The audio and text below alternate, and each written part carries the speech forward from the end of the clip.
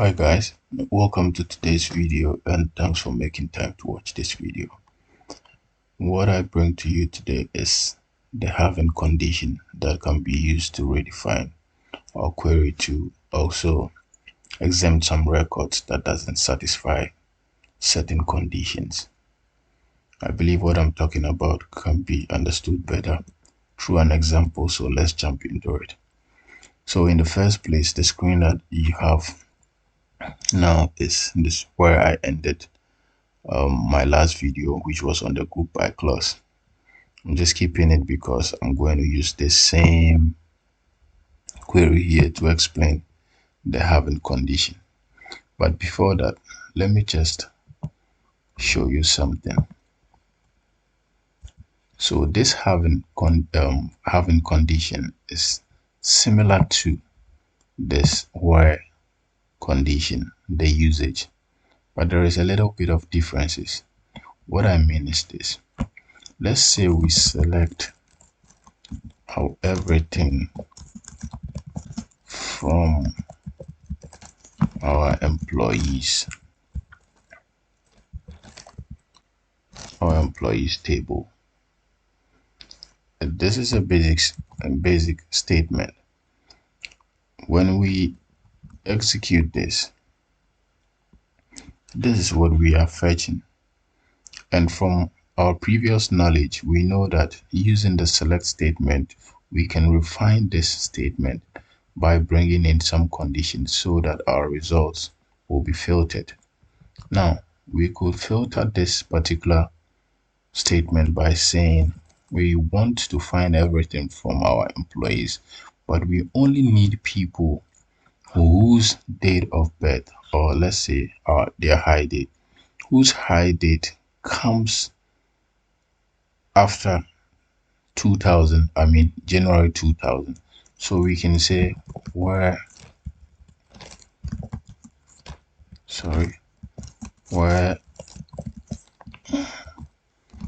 high date, it's say greater than or equal to, let's use that. It's a greater than or equal to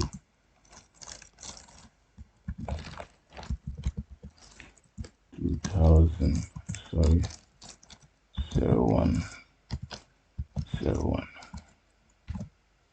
So with this particular script, let me control B so I can cleanse. So you see this script that we have here, we are selecting everybody from employees, but we need only those who were hired on the 1st of January 2000 or after.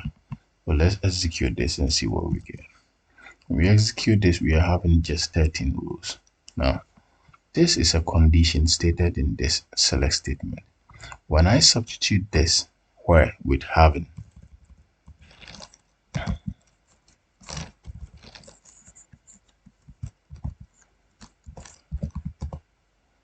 when I substitute this with having and execute, I expect to get the same results. Now let's do that and see. Good. So we can see here that we are having the same results, which is 13 rows. So now the problem arises that if having and where are doing the same thing, then why do we have to bring in this where condition now? Now, mind you, before I move on, this usage of having here only happens sometimes. It doesn't always work. Now let's move back to our former query, which we used in the group by clause, so you can understand the usage of having now.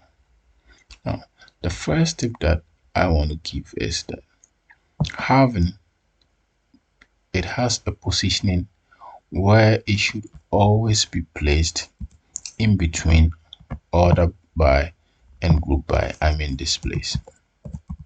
Having should always be in between the group by clause and the order by clause, if any.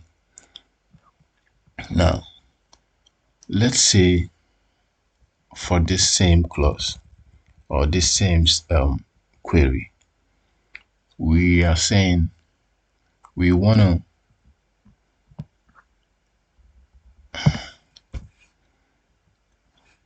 we want to select last name, and then we are also counting that last name and grouping by last name and ordering by name count. This was from our previous lesson. Good. Now we can see that our name count, or the count of our last name, ranges between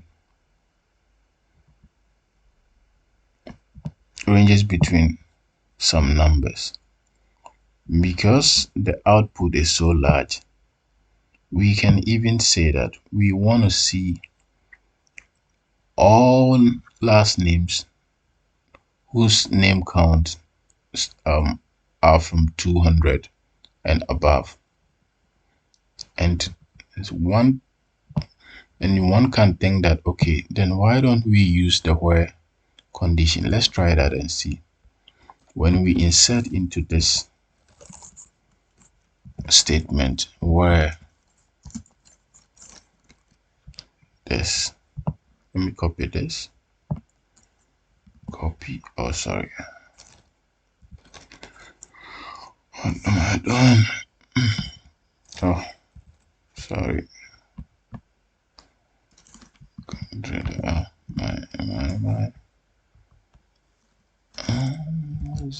Z. Okay, yeah, we're back.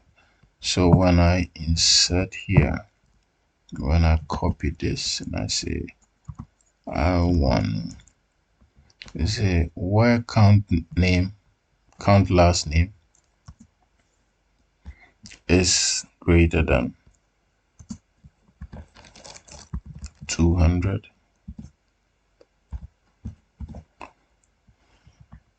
let's see what we get.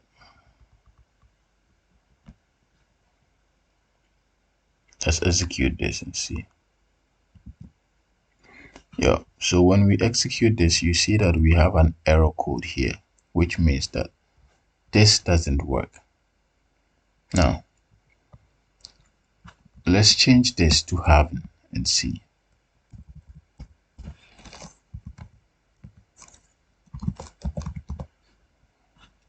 Now, in Workbench, whenever there is an error, mostly you just see it by this red sign here.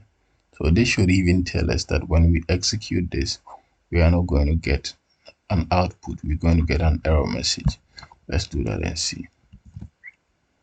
See, so I initially made a point that this having condition, its positioning is always in between the group by clause and the order by clause. So what we're going to do is to cut off this and place it in between the group by clause and the order by clause. Now when we execute this statement, we expect to get an output. See, now we are getting 155 rows returned, and then you see that all those last names selected here are those whose name counts are more than 200, as we indicated here.